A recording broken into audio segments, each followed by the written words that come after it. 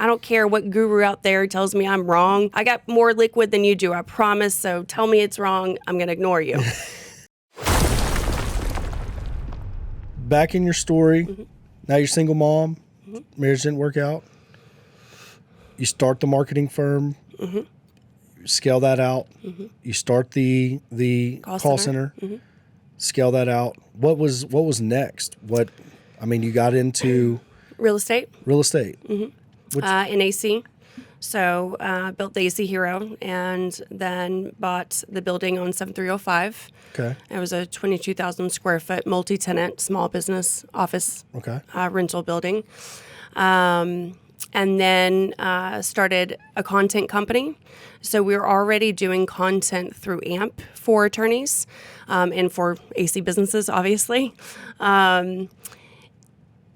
But it was wrapped up in AMP consulting and, it was working. And so then people want more and more frequency and the cost was getting messy because they have a flat fee retainer.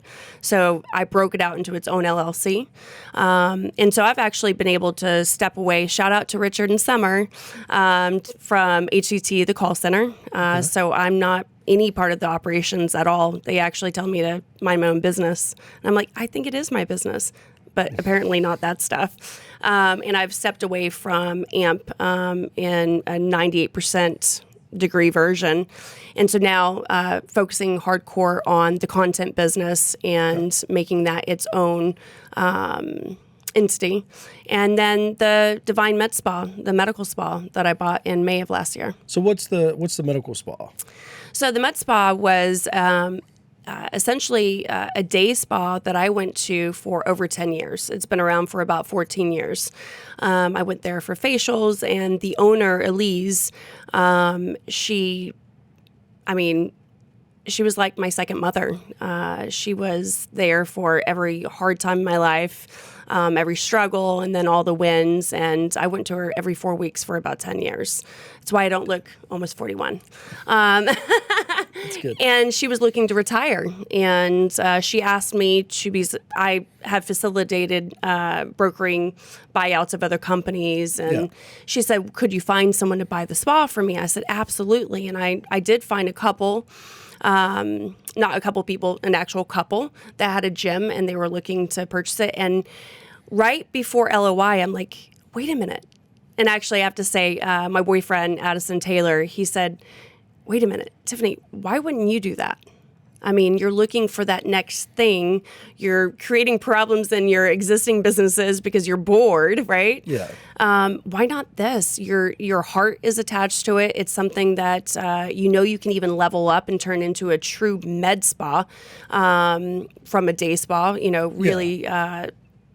Basically surgical results without downtime surgery. So more intensive injections and fillers and creating cheekbones where they don't exist and, facelifts without having surgery and tummy tucks without actual anesthesia or surgery. So you have nurses and you have doctors on staff. And I looked at him and I said, because I'm tired. I'm tired. Can I just retire? Can I just wake up and not worry about what I have to do that day? And he said, no, because you'd be miserable. Yeah. And so I found you someone. It's me. So what'd you pay for it? A lot of money. Dang, I like the numbers. But I will tell you this, it was a lot cheaper than I expected, because if you're out there and you're looking to get in this business, I will say don't. I got it for what I thought in that moment was a steal, because I was a little arrogant, I think. I said, I've built all these businesses, and not just legal. I mean, I've built AC companies, plumbing companies. It doesn't matter industry. I know business. I can build. I can do this. Let me tell you something. That med spa, it slapped me right across the face. The amount of money that you have to have, thank God I was liquid. Thank God I grew up poor. And I put cash in the bank, and I don't care what guru out there tells me I'm wrong.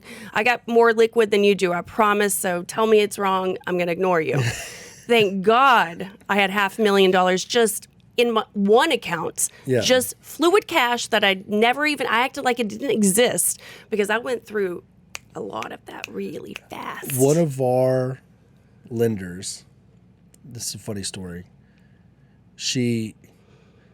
I guess it's just the same thing. We all grow up poor. You know what I mean? So her husband, I don't know, she raised all her kids, ranching life. Anyways, her husband probably, I don't know, makes $300 to $500 a year. You know, I don't know. I really don't know that well. But she socked back a few mil, and he didn't know about it. And then, you know. Smart woman. Yeah, and she kept saying she wanted to do a deal with us. So we do a deal, and the deals just kept getting bigger and bigger. And we're like, whoa. You know what I mean? Like, I don't know where. Anyways, so eventually she's like, well, I got to go tell my husband I got this money so I can do bigger deals.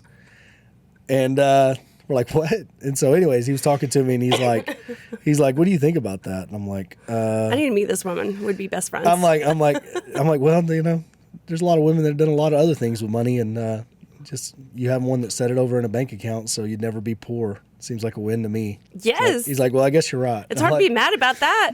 Anyways, yeah, so it's pretty funny. You know what I mean? How you know, just people are wired different, because I would never do it. I would be like, oh, I'm going to reinvest it.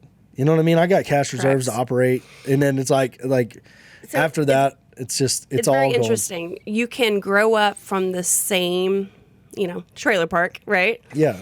And how it affects you and the core things it creates inside of your personality and behaviors can be completely different.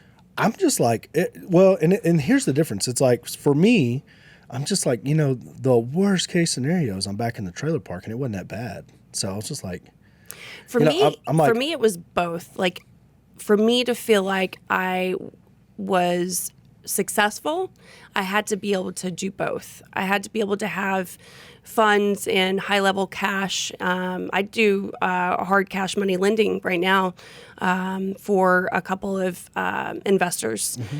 And so I had to have that account where I could wire someone 150 grand and say, okay, what is it going to do for me? And can you have it back in X amount of time, and et cetera. And then I had to have that, I call it the secret account. I don't know who I'm hiding it from. It's just me, right? Well, but it's money management. Mm-hmm. It's hard to get to. For my level of security. But then the flip side of it is I routinely each year take what I call my operational accounts almost down to zero, because when they're full, I get comfortable. Mm-hmm.